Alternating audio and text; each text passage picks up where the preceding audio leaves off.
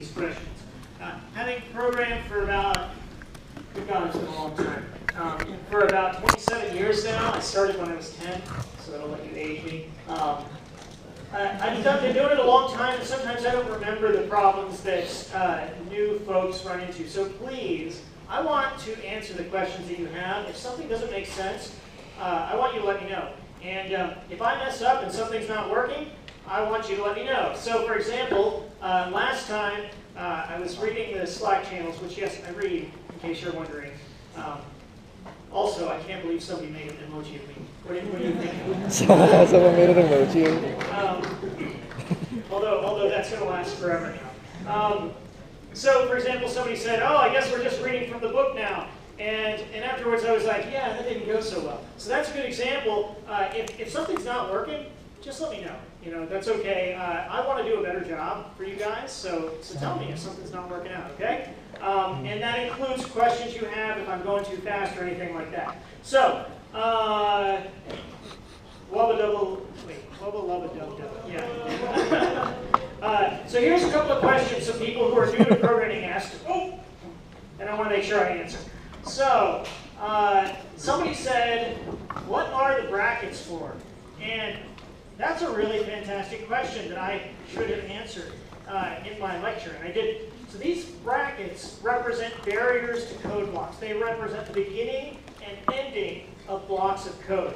And they're used in a lot of languages, a whole class of languages that we call the C family of languages, which includes C, C++, Java, JavaScript, and a whole bunch of others. Swift is also a curly braces or C family language. Kotlin, dozens of languages. They represent the beginning and ending of blocks of code. In this case, we have this class, monkey business, and we're declaring the beginning and end of monkey business, which I just like to say. And then we have the main method here, and there's a curly brace that marks the beginning, and then another one that marks the end of main. So whenever we see these curly braces, and we're going to see more of them as we go, they're always marking the beginning and the ending of a block of code of some kind. So we're going to see these more often. So hopefully that clears some things up for a couple of people. Another really good question I got is, what's the difference between a variable and a data type? And the description I came up with on the fly was that a data type is a type of thing. So for example, house is a type of building, right? It's a building type, right? My house is a particular house. It is a variable, right? So my house is a variable, and house is a data type. Does that make sense to everybody? Okay. So when we say what the data type is, we're saying what kind of information is it? Is it an integer? Is it a floating point number that lets us use decimals? Is it a character, like a number or a symbol or something? That's what we mean when we say data type. And when we say the variable itself, we're talking about a particular piece of data, right? So a particular number that we're storing. So hopefully that makes things make a little bit more sense. And the third question I got is, what's up with num bananas? And does num mean something special? And the answer is no. That's just a ridiculous name that I came up with for my example, right? So I could have called this, I could have called it int Morty and another one int Rick, right? And it would have worked just fine as long as I kept using those same names. So that's just a name. There's nothing special about prefixing something with num. Int is special. Int says this is going to be an integer. That's what that means. And then after that, I give it a name, but the name can be almost anything. Okay, so does anybody have any questions on any of that stuff before we move on to the next set of topics? Okay, so let's see here.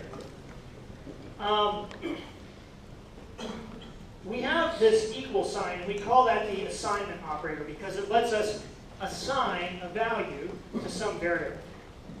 As I mentioned before, we can do that when we create the variable, when we declare it, like when we say int num bananas equals 10, or we can do it afterwards, like on line 7, where we say num monkeys num of monkeys is 6, right? Whenever we do a declaration and an assignment at the same time, when we create a variable and we assign it at the same time, we call that initialization, because we're starting it up and we're setting a value right at the beginning.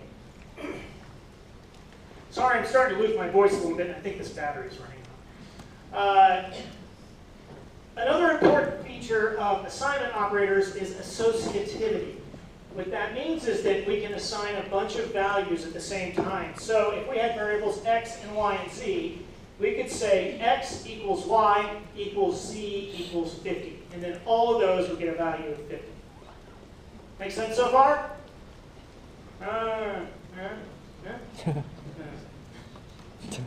Okay. So those names we give to things, we call those identifiers. And identifiers are just ways that we identify stuff, right? Way that we give things names. There are a certain set of valid identifiers in the Java language. They can contain letters, they can contain digits, underscores, and dollar signs. And that's it. So they cannot contain colons, they cannot contain question marks, they cannot contain plus signs, or quotation marks or anything like that. They also cannot be a Java reserved keyword. And I have a giant list, and I'm also going to post these slides. By the way, I'm always going to post the slides. Every time I give a lecture, I'm going to post the slides. So you're welcome to ask me, but my answer will always be the same. I will post the slides. I promise. I'm going to show you a list of those keywords momentarily. And they cannot be true, false, or null, which are also, strictly speaking, keywords, but they're special keywords, which is why we're going to separate out here. We can also identify an access specifier. And I wish I had taken this off the slide because I don't want to confuse people. But when we saw public earlier, that's what we're talking about. That word public is an access specifier. And you do not need to know the details of that right now. We're going to get into it in more detail. But for those of you who are wondering what the public and private and stuff means, it's talking about the level of access that we can use. Okay, so these are the Java reserved keywords. That means they have special meaning in Java. You cannot use them for names. Some of them seem pretty obvious, right? So int, obviously that's a data type, so we can't use it. But there's a lot here that we're going to be learning about throughout the class. The most important thing to know is that you cannot name a variable any of these things, because then the Java compiler would get confused. Again, I'm going to post this so you will have the list. You can also look up this list online. But just remember that you can't name variables with any of these names. Here are some examples of identifiers. They're not good ones. That's why they're here. These are all legal, but not particularly great identifiers, because they're hard to read for one reason or another. So this first one says undergrad student, and the words just all kind of run together, which makes it a little bit hard to read. So you could use this as a name, but in Java specifically, we capitalize all words in the name of a variable except for the first one. It's called, camel case, right? So this is specifically lower camel case. The reason that name comes out is because it looks kind of like a camel. So it's flat and then there's a hump, and it's flat and then there's a hump, and that's where the name camel case comes from. So we capitalize the first letter of words except for the very first word. So in this case, if we wanted to do this in a way that would be readable in standard Java code, I'm just going to open up a text editor here. We would call it undergrad student. See how I did that? See the difference here? So the word under is not capitalized in my version. The word student is capitalized. Cool? So, inventory item. This one is going to be a little bit more controversial because this type of variable name would be fine in some languages, but it's not standard in Java. It's not standard in Java because the first letter is capitalized, and we don't usually use underscores in Java except when we have certain unchangeable data types, unchangeable pieces of data called constants. So for example, let's see. Now, pi is a bad example because it doesn't have an underscore. But if pi had 2 words in it, then you could use an underscore. Generally speaking, we don't use an underscore except for special, like, here's an example. Are you guys familiar with Planck's constant yet? Yeah. Okay, so most of you are. So if you had Planck's constant, that will never change. It is a constant. So you could do Planck underscore constant, and that would be a pretty standard identifier in Java. But usually we're reserved underscores for constants. The next one is uncommon in Java because it's got all caps, right? And this final one, usually, this is interesting because it's a class name. If you have a class name, that usually does start with a capital letter. So none of these are required, by the way, for Java. You can use, as long as your identifier follows the very lax rules of starting with a letter or an underscore and having only letters, numbers, and underscores in them, then it's valid. However, there's a difference between valid code and beautiful code, right? We want to write beautiful code if we can. The code has to work. But if it works, it would also be nice if other people could read it, right? So that's kind of the goal. You have a question? Yeah, so the undergrad student, assuming it's a class name, the U would be capitalized and the S would be capitalized. Right, so if this undergrad student were, oh yeah, actually it says class name too. If it were a class name, then the U and the S would be capitalized, yes. So, I didn't even read the table, it's on my next slides. Does that answer your question? All right, anyone else? Yes? What's the difference between a variable and an identifier? An identifier is a wider term. An identifier means any name of something in Java or in other languages too. So an identifier is just a name. A variable is a specific thing that we can give a name to. So I can have my dog has a name. It's Indy in this case, right? Indigo. But that's not the same as the fact that he's a dog, right? I don't know. I'm trying to think of an example on the fly, but does that make sense? An identifier is a name, and a variable is whatever has that name. Cool? Okay. Anyone else? Okay. So we still have some time. About 20 minutes, it looks like. Okay, so here's a couple more examples. What's wrong with, well, I guess it has the answer right there because it's got the description. This first one here, an inventory item. The problem is this is an illegal identifier because it has a space in it, right? You cannot have a space in the middle of an identifier. This next one, class. Class is a keyword. It's a special reserved keyword in Java, so we can't have class as a variable.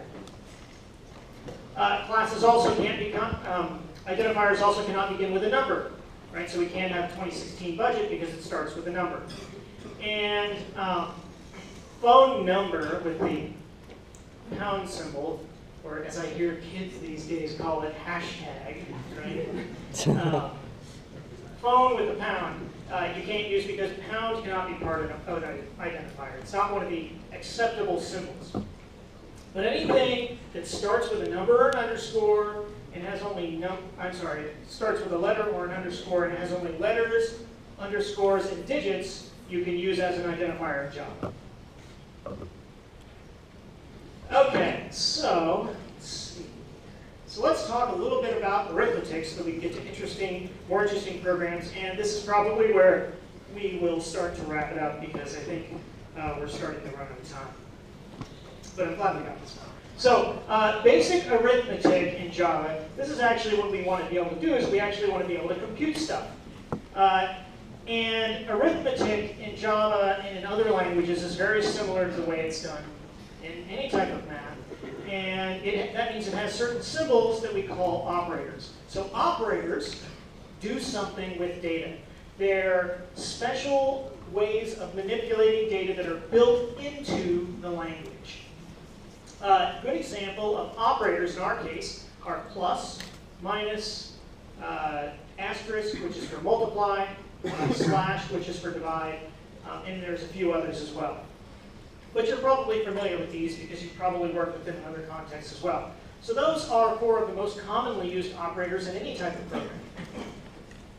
These operators, other than being built into the language, they also perform some basic operation. Usually, although not always, but usually, that operation is something that is very quick on a CPU. So add, subtract, multiply, and divide. These are all functions that the CPU can do natively and extremely quickly.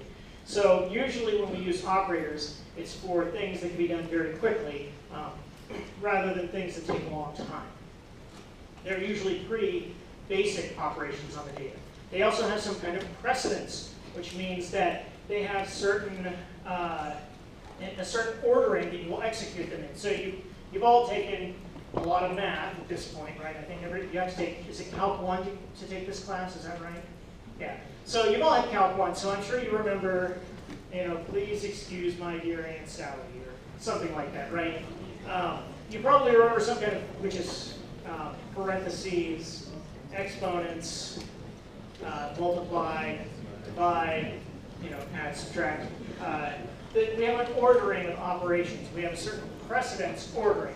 So some operators have higher precedence than other operators. Just like that's true in math, that's also true in programming languages. And this is a really important point.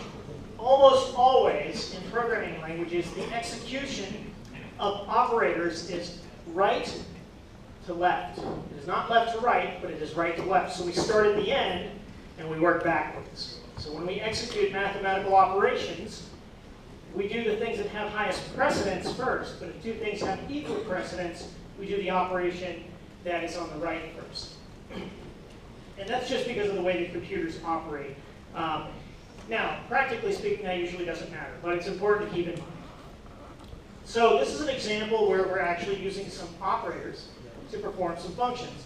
So this is a function that will calculate the number of edible bananas and the number of bananas per monkey. And I know the examples are ridiculous, but the examples that I had from the book were absolutely so dry that I thought they would be worse. So we have variables to store the number of monkeys, the number of trees, the number of bananas per monkey, and the number of bananas per tree. Then we start by tracking the number of bananas we start with. We have 5 that we already have. There are 2 on the ground. There are 4 rotten bananas. And then we also have variables for the total number and for the number of good bananas. So we start by saying that the number of bananas that we have is going to be equal to the number that we started with plus the number that are on the ground. So that's going to be 5 plus 2. So that's going to give us a total of 7. The next one, we reset that number to be equal to whatever it was before, which was 7, plus the number per tree times the number of trees. So that's going to be 7 plus 4 times 3, which is 12. Now, keep in mind that multiply is going to have precedence over addition, so it'll multiply 4 by 3, and then after that it will add it to 7. So hopefully you're starting to see why this works the way it does in terms of precedence. The next step is we're going to subtract from our number of bananas the number that are rotten, which will tell us how many of the bananas are good. So that's going to be 19 minus 4 is 15. And finally, we take, to calculate the number of bananas that are edible per monkey, we take the number of good bananas divided by the number of monkeys, which is going to be 15 divided by 5, which will give us 3. Excuse me. This happens to be the same as this next operation. It's just 2 different variants of the same thing. So we can get the same number in 2 different ways. When we print this out, it's going to print out the total number, the number of good ones, and the number per monkey. So hopefully this is giving you an idea for how we can actually perform mathematical operations. This is a silly example, but there's plenty of other ways you can calculate numbers too. Obviously there's the old train problems, a train traveling this direction and that direction. Any kind of basic mathematical arithmetic, you can do the same thing with a program. Yes? Before the whole statement starts, the number, what is with the 2 parentheses with no spaces? Parentheses, no spaces.